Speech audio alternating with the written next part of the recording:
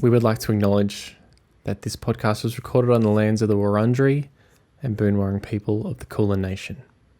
We value their cultures, identities, and continuing connection to country, waters, kin, and community. We pay our respects to their elders, past, present, and emerging. It's starting to feel a lot like popcorn. That's how we can start it. That's a good start. That's popcorn. That's popcorn.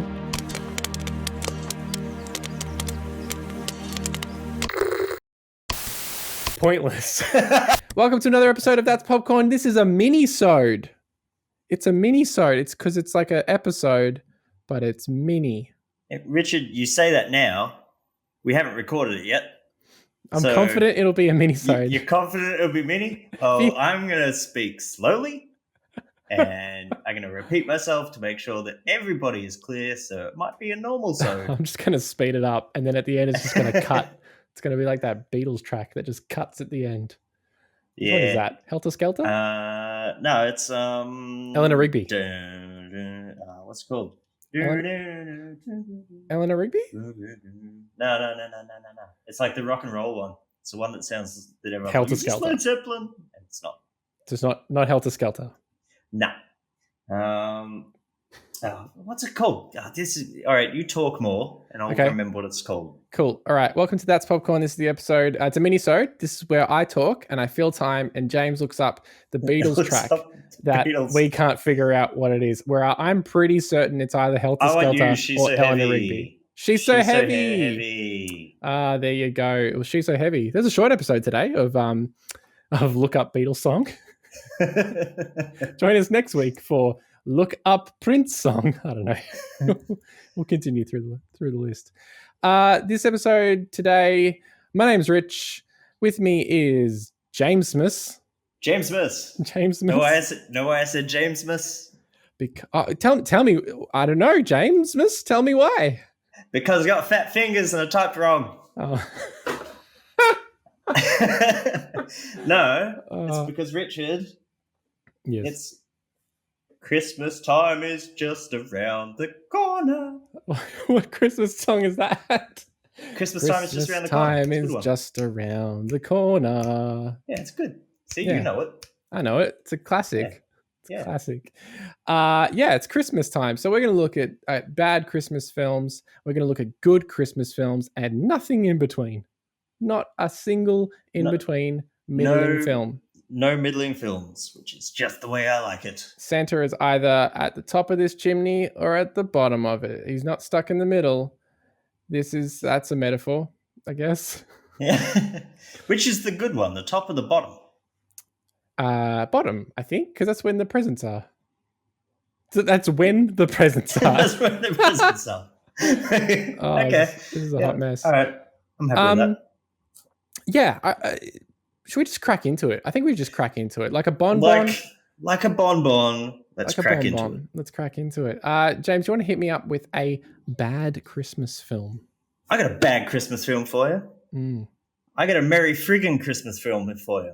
All right, mate. What's your language? And it's called Merry Friggin' Christmas, or in some markets, a Merry Christmas Miracle, which isn't nearly as fun. But just wait. So this is a fairly recent film from the last couple of years. You when I do the synopsis, you'll pretty much work out roundabout when it may have occurred. But I'm just amazed that I've never heard of this. So Boyd Mitchler, played by Joel McHale, and his wife, Lauren Graham, are forced to spend a dreaded Christmas at his parents' house with his eccentric father, Robin Williams. Ooh. When he realizes that he's left his son's gifts at home, Boyd, his younger brother Nelson, and their father hit the road to retrieve the gifts before sunrise. So apparently this was like one of Robin Williams' last films, and it's awful that no one's heard of it, and that it looks the way it does. Yeah, it looks trash. I don't want to offend anyone, but I've never heard of anyone called Luann, as in Luann. Luann. I guess Luann sounds more like a name. Has Lauren Graham's character in that. Oh, it's got Clark Duke. Yeah. You know Clark Duke from all the roles that he's in. I think he's an extra in Superbad. Yes, he's in the Hot Tub Time Machine. He is in the Hot Tub Time Machine. In Superbad, he actually appears in like one shot and the reverse shot, which is great because then you can have like this theory of like Clark Duke is some sort of like time traveling wizard or something within the Superbad universe. Well, he is because he was in the Hot Tub Time Machine. So yep, same universe. Same universe. Yeah, this looks upsetting only for the fact that it exists. Like the film itself is probably fine, but just yeah, I mean, it looks like it's just going down the path of Christmas Vacation, and they're just like, here's a funny bit with a squirrel. Oh, look, the toilet's on fire. But like, yeah, being able to watch this without thinking this is the last film potentially that Robin Williams made, I just don't know if that's possible. Do you want another bad film? Or do you want a good give me one. I'll give you a bad one. Throw it at me. There's this film called Santa's Sleigh. Did you see the Santa's Sleigh in your searches? No, is it a spelling pun? Yeah, it is. You know it. Santa's Sleigh, S-L-A-Y, Sleigh. After a millennium of spreading Christmas cheer, Santa Claus, played by Bill Goldberg, who I believe is a wrestler. Oh, yeah, Goldberg. Reverts to his demonic self and gives the gift of fear. So this looks pretty stupid. Basically Santa is like this big buff dude and he just goes around like murdering everyone. Yeah, so it's like a slasher comedy type deal. Yeah, there you go. Stars professional wrestler Bill Goldberg as Santa Claus. I mean, that sounds like the Futurama episode. Isn't that like the exact plot of that Futurama thing? Yeah. Is Santa a robot in that? I can't remember. Yeah, John Goodman. That's right. And then also a professional wrestler.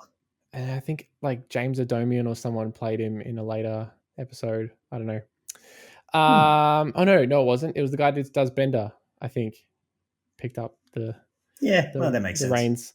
Not fun, but interesting. Not even that. Just fact. Just fact. Just fact. But what's the score on that one? You got the score handy? I'm so happy you asked. IMDb gives it 5.3. Metacritic doesn't waste their time. Tomato Audience gives it 43, and Tomato Critics also doesn't waste their time. Basically, any critics just out of it. No thanks. I think it might be a straight-to-TV movie, which meant something in 2005. So, yeah. Santa's Sleigh. Yeah, I mean, that doesn't even make sense. No, it doesn't. It doesn't. It doesn't make any sense. It's like, because sleigh is a verb. Santa slays? Santa is sleigh. Santa is sleigh.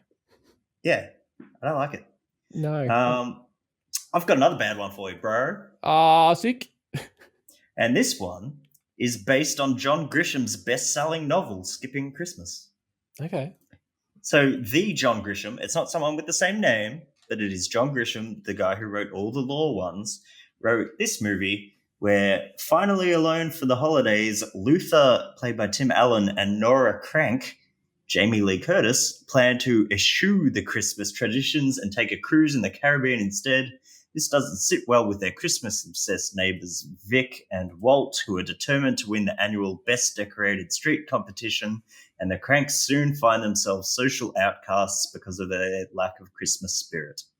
I think looking at the trailer, there's also a subplot about their daughter going away for Christmas, and they're like, we don't need to do it, and then she decides at the last minute she's coming back, and they're like, we have to do it quickly.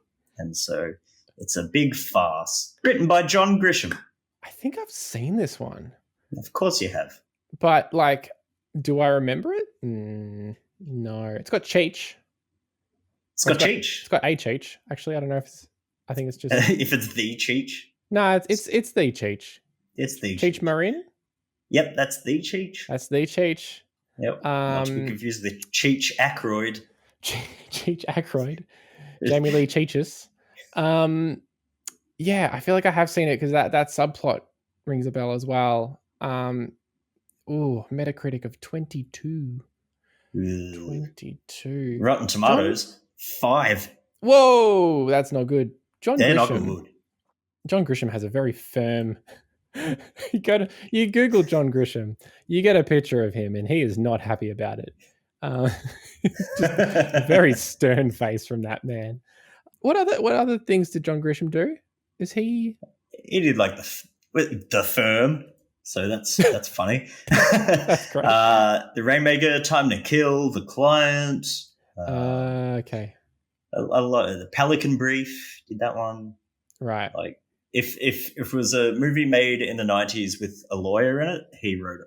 Yeah. Krampus. This one I kind of snuck it into the bad list, but I feel like the ratings might be a little bit too high, but I'm going to talk about it anyway. Krampus is a 2015 American Christmas comedy horror film based on the eponymous character from Austro-Bavarian folklore, written and directed by Michael Dougherty, and co-written by Todd Casey and Zach Shields. It's also got Adam Scott in it. The golfer. Yes, the golfer. And or even Adam Scott from Parks and Rec fame, or Party Down. Party Down. Are we having fun yet? That guy. It looks like it's probably not bad enough because the ratings are 6.2 on IMDb, 49 Metacritic, 66 audience, and 66 critic on Tomatoes, and 51 audience also on Tomatoes. But it does look very cool. It does look very cool. Like, it's got some cool looks to it, and it seems kind of strange to me. It's also got, I think it's got Toni Collette as well. Whoa. Yeah, so it's, interesting cast, interesting cool looks. Just a shame that it hasn't got a rating either high or low enough for us to humor it. You promised us no middling, and then you've gone, boom, and I've gone straight to middling. Here's the most middling one. I mean, the story of my life. Could this be more middling? All right, well, you know what? I'll hit you up then with Jack Frost 2, Revenge of the Mutant Killer Snowman. Yes. 2000, 3.7 IMDb. This is the sequel to Jack Frost, which came out in 1997, not to be confused with Jack Frost, which came out in 1998. So Jack Frost in 1998 is a family film starring Michael Keaton, who becomes like a singer snowman. I don't know if the singing element is actually a big part of it or not, but I just remember it being a part of it, which is also terrible. It's also on the terrible list, that Jack Frost. But Jack Frost in 1997 is like another kind of, I guess, comedy slasher film where Jack Frost is like a demonic, evil, possessed snowman thing. And that's only got 4.2, so even lower. And then they made a sequel, 3.7. So yeah, I imagine getting the wrong Jack Frost at the Blockbuster. At the Blockbuster, at the video. Yeah, settle down on Christmas Eve. Got the whole family there. Yeah. Grandma's in her chair. Yeah. Yeah. He got this Jack Frost yelling profanities as he beheads people. Yeah, so that's Jack Frost. Well, I have one for you, which I'm just going to put out there, has a 0 critic rating on RT, and it is The Nutcracker in 3D. Oh, I saw this one. Oh, man. This trailer looks like Harry Potter and Lord of the Rings and Narnia and all of them, and they've somehow gone, yeah, but it's Christmas. So the description. So it's very, I think, very, very loosely based on the Nutcracker. Is it a ballet? It's a ballet. Yeah. Is that is it Mozart? I don't know. Man, I can't even remember the Beatles. No, can't remember the Beatles. It's Russian, so it's none of those things. Anyway, Tchaikovsky. Yes, good, well done. Thanks. 9-year-old Mary lives in a home filled with lovely things and loneliness. Oh God. Bothered by bratty brother Max and neglected by well-intentioned but distracted parents, she yearns for companionship and adventure. On Christmas Eve, Mary's beloved Uncle Albert arrives with the gift of a wooden Nutcracker doll. The doll comes to life and is named NC, so it's like E.T., but Nutcracker version. Yep. And takes her on a wondrous journey through a stunning dimension where toys assume human form and everything appears 10 times larger and 10 times more uncanny valley. And then also an army of toothy rat creatures led by the flamboyant Rat King and his devious mother has unleashed a plot to overthrow humanity. When NC is captured and placed under a paralytic spell, Mary Max and a spirited band of toy sidekicks must rescue him from the Rat King's clutches and thwart his wicked plans to ratify the world. So ratify. See, that's how you do it. That's how you do a word pun. But like, that's what Christmas is all about, isn't it? Like, that's the classic Christmas story.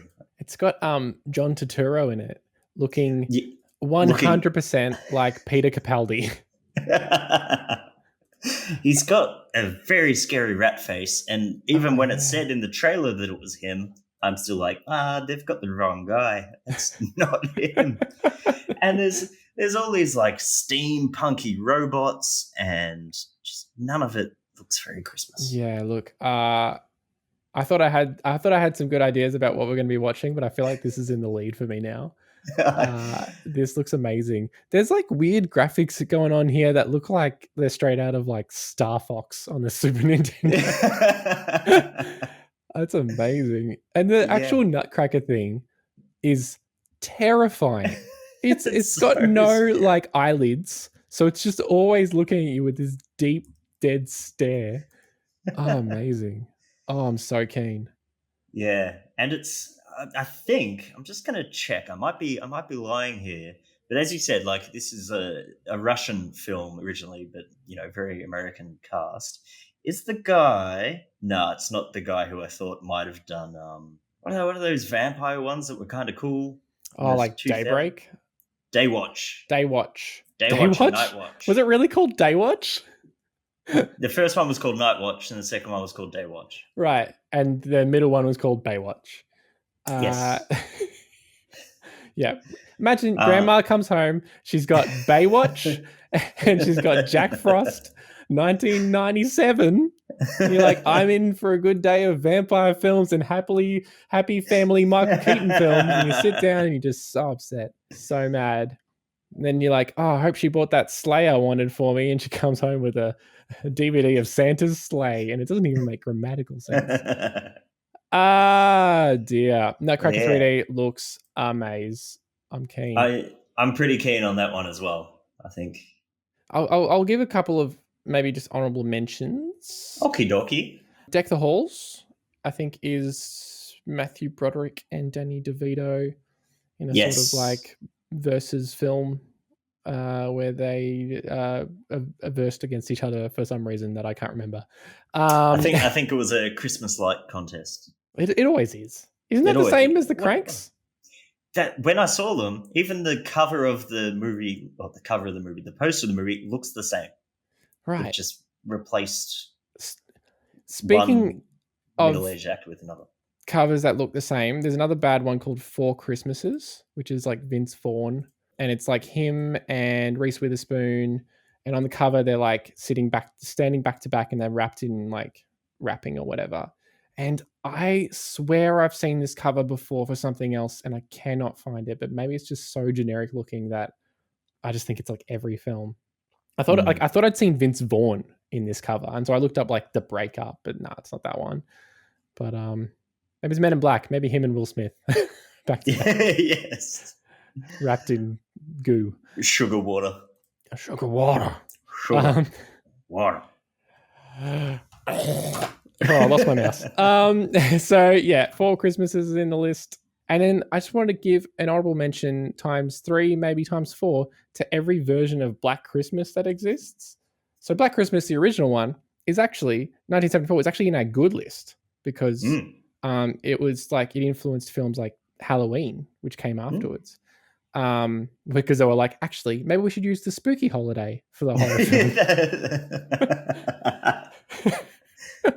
But then they re-released it in 2006 with girl from Buffy who plays Buffy's sister, and Mary Elizabeth Winstead who plays like Ramona in Scott Pilgrim and all that sort of stuff, and a few other actresses. And then they re-released it again in 2019, and it looks like much the same film again. The new one's got, I don't know her name, but she's in Green Room, and she's in some other film that I watched recently. Anyway, that's not that exciting, but yeah, there's a ton of Black Christmas films. all of them bad except for one. Yeah, there's also, which also sounds exactly the same plot, but it's called Silent Night, Deadly Night, which is an excellent name for a film. I don't think it was bad enough to make my list, but I like the name. Yeah.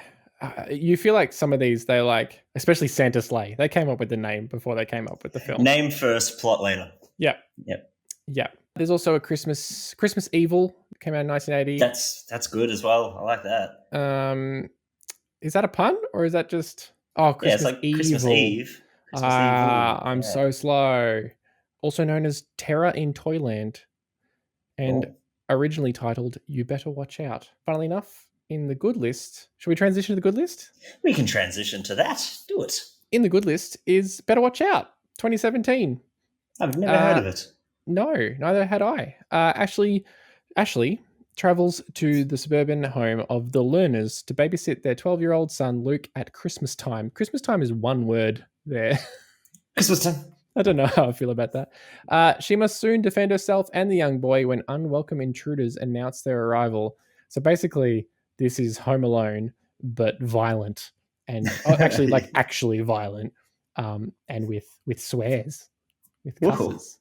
Ooh. The trailer's just like F, F, F, F, F, F. And it's not Merry Friggin' Christmas, they're saying. No, I'll tell you, it's not. You better watch out because it's not. So it's a hard F. Yeah, it's a hard F. I don't think this makes our good list.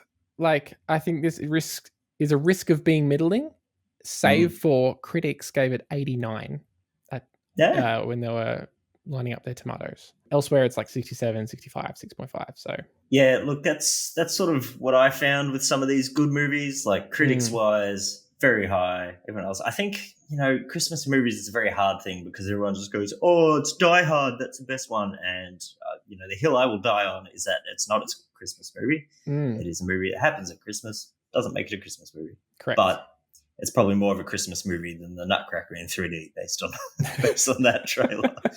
So going against myself there, but whatever. Yeah. Want another good one? Yeah. That I'm thinking. Yeah.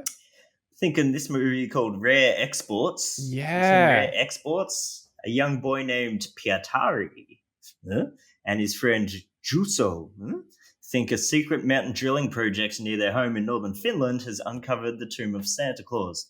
However, this is a monstrous, evil Santa, much unlike the cheery Saint Nick of legend. When Pietari, father, captures the feral old man in his wolf trap, the man may hold the key to why reindeer are being slaughtered and children are disappearing. It looks good, doesn't it? Looks cool. Looks really cool. So it's a 2010 film, this one.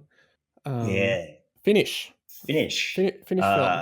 Yeah, it was hard enough reading the characters' names. Didn't go with the actors' names because that's how you make a mess. There's two umlauts on this actor's name. Actually, he's got 3 umlauts in his name all over the letter A, but like 2 of those A's are in a row. Yeah. I don't know where to start with that. It's impossible. Anyway, sorry, mate. Sorry. But yeah, like this, 90 critic score, 70 audience, and then IMDb it's like 6.7. Just like, I think people are just, I don't know. Like the trailer looked cool. It does. It looks really Santa cool. looks spooky. IMDb is always a bit nasty, I think. Yeah. I think they're just unhappy that their message boards got stolen away. And so now they just give everything bad rating. That's it. That's how they get their revenge. Yeah. If you look at the reviews, it's just like, give us message board back 1 star on any film. Do you want another good film? Yeah, I do. Un Conte de Noël. A Christmas Tale, 2008. When steely French matriarch Junon learns she has leukemia, she asks her children and grandchildren at the family Christmas gathering to see if they are eligible to become bone marrow donors. This causes deep friction in the family, especially between Junon's daughter Elizabeth and son Henry, who already have a tumultuous relationship. Their mother's sickness also recalls the traumatic loss of their brother Joseph when they were children. Yeah, a bit of a family drama. Unlike some of the other ones that we've looked at that are kind of just like, let's bring this toy to life and then fight each other over stupid things. This one's real, man. Yeah, and it sounds real sad. Yeah, the trailer, like, I'm sure there's sad parts to it. Like, it's got decent ratings here. It's got IMDb 7, so they're feeling a bit generous that day. An 84 critic, 86 tomato critics, and 66 audience critics. So a little bit low on that end. But yeah, the feeling I get from it is like, there'll probably be some sad moments, but there might be some like poignant moments and like stuff. I think it's the only one that I've got in my list that sort of fills that niche. Everything else is quite fantastical or like highly, I don't know, what's the word? High strung, high something. Just there's a word for it, like just not real. Like, what do you call Christmas with the Cranks? Like, it's not actually like how people. It's live. A romp. Yeah. It's a farce. It's a bloody farce, Christmas. It's a bloody farce. It's friggin' farce. Friggin' farce. I can't talk. Merry friggin' farce. Yeah. So yeah, that's that one.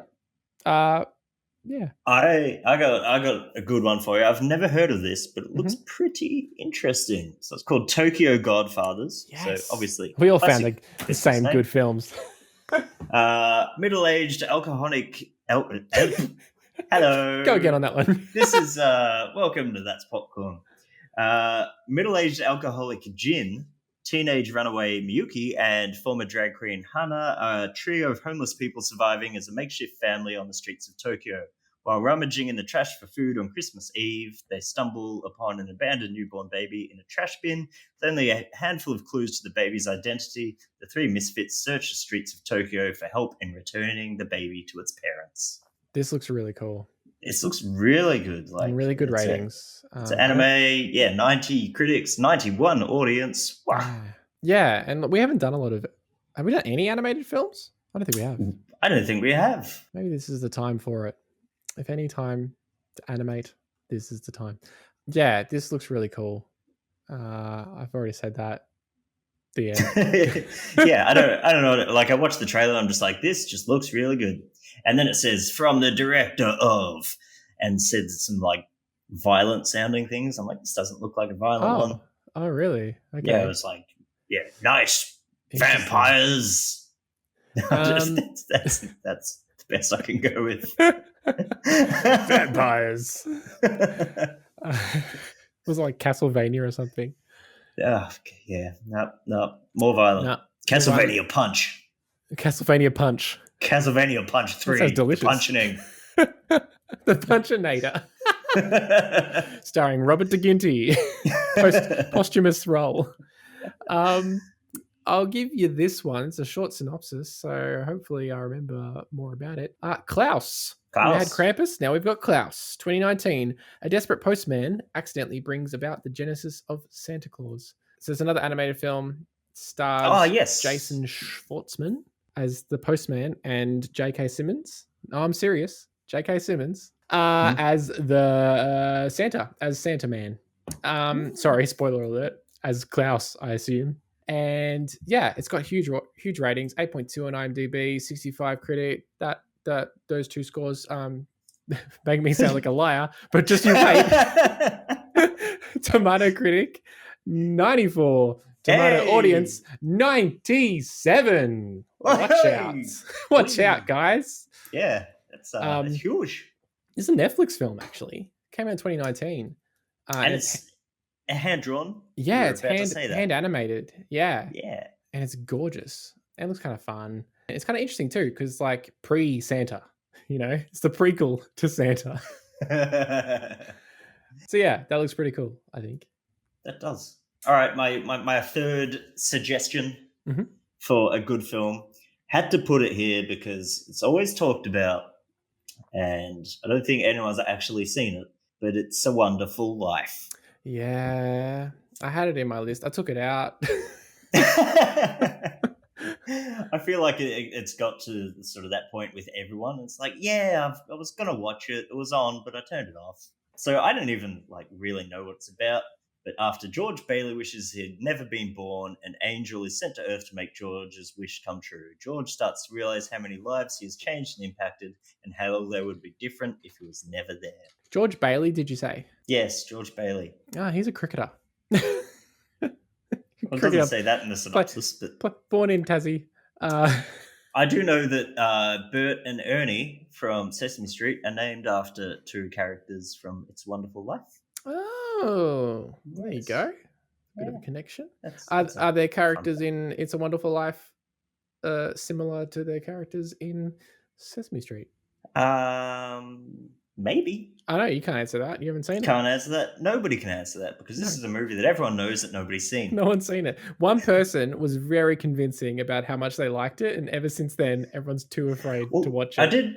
I did read about it. So apparently, it became like a big movie and had this resurgence because like the time limit for it to cost money to put on TV ran out, and then like it came just free so a whole bunch of TV stations in America are just like, yeah, it's Christmas, we're not going to spend money on it, no one's going to watch this junk. Yeah. And so just put it on every Christmas, and then everyone just like a whole generation just kind of got used to it being on TV on Christmas. Yeah, there's heaps of things like that. There was something in Austria, I think, or in Germany, or maybe it's even England. I don't know. There's somewhere else where they watch like the same movie every year around Christmas time on television, and it's just like an old. Maybe it was that one. I don't know. And in Japan, they all eat KFC. And they all like KFC. What else do we know about the world? Every year on New Year's, do they play the YMCA movie? The YMCA movie, the Village People movie. I Can't Stop the Music. Yeah, they do, don't they? Here? I think they do. I think that's what they do.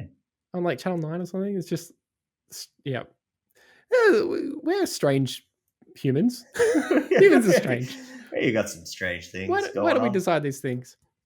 It's like that with Shawshank 2, where Shawshank 2, the Punchinator.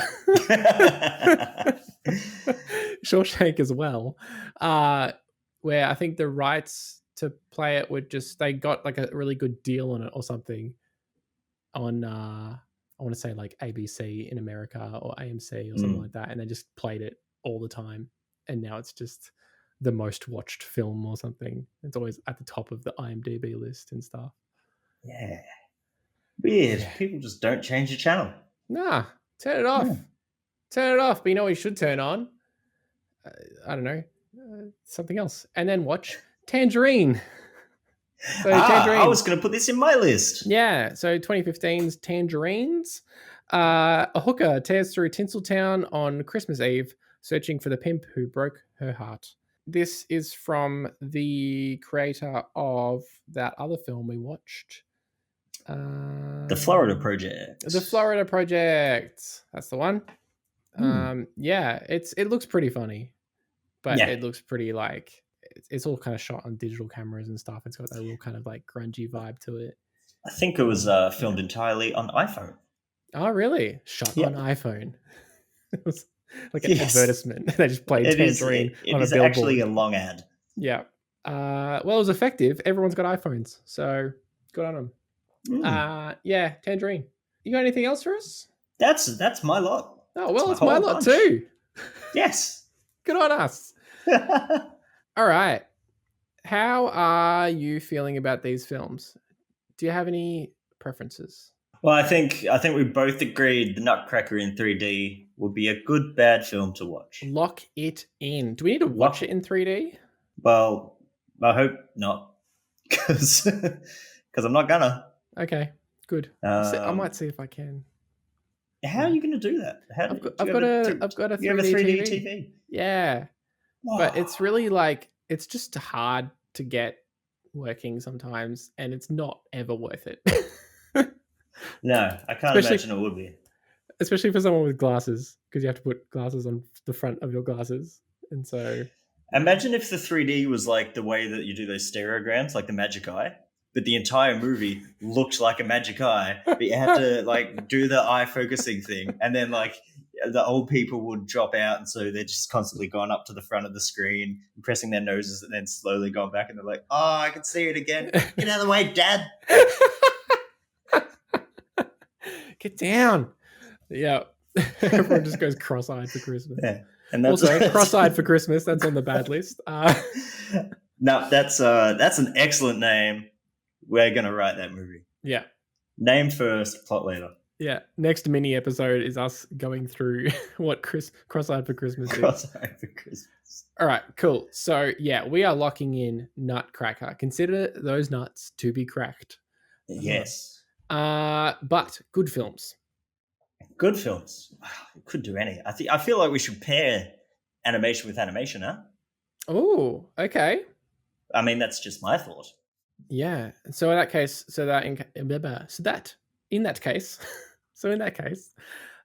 we have Klaus.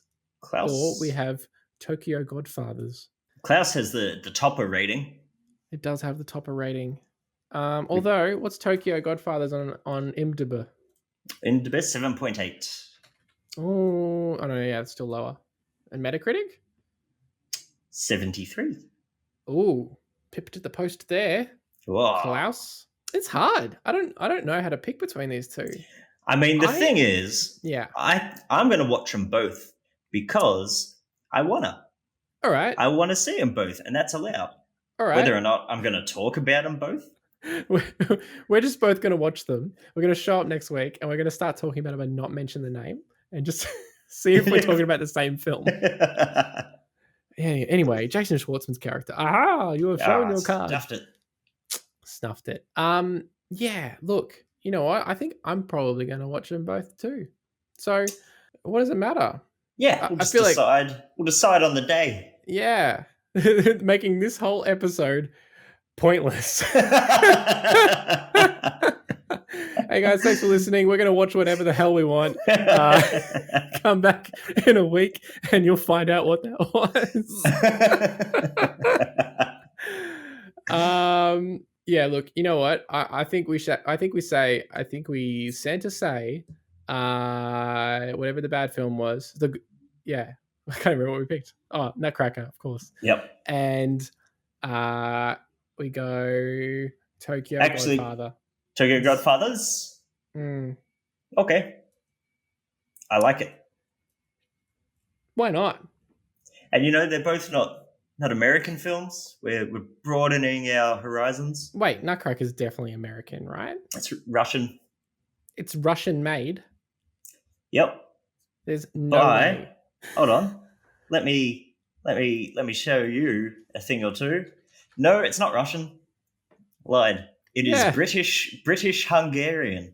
I guess it's directed by a guy called Andrei Konchalovsky. And he's Russian. Yes, he is. He certainly is.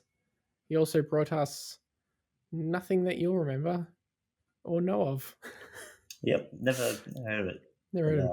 Yeah, and it's got Elle Fanning, who plays a Russian queen-to-be, empress-to-be in The Great. That's a fun connection. You can understand my confusion. Yeah. I always understand your confusion, James. That's what I'm here for. It is Christmas. It is Christmas. And with that, we will be watching The Nutcracker in 3D and Tokyo Godfathers. Blah, blah, blah, blah, blah. That was fun saying it like that. Yeah. It's great. Thanks for listening to this minisode. What's that? About 40 minutes. There you go. Cracked it through. You couldn't talk slow enough, could ya? You bloody couldn't. I got excited. Got too excited because it's Christmas after all. And in the spirit of Christmas, I think go out and wear a mask and hug your friend. Don't hug your friend. I don't know. Just be Christmassy, I think. Yeah, I like it. Good advice. You motioned like you were going to say something profound then, and then it was just silence. And I was like waiting for it. Yeah, no, I was about to, but then I saw that Nutcracker in 3D was nominated for Worst Eye Gouging Misuse of 3D. So, that's exciting. I can't wait. Maybe I do need to see it in 3D then. Good luck. Good luck. That's what we always say. Have a happy Christmas. But not before listening to our next episode where we discuss these films. Like us on Insta, Twit, and go get a book on your face. I'll be Rich, and he'll be James, and that will be the case. Thank you. Bye. Bye.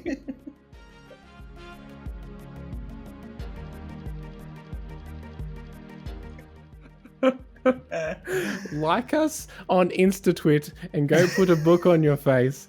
I'll be rich and he'll be James, and that will be the case. I can't believe I just said that. Oh, good.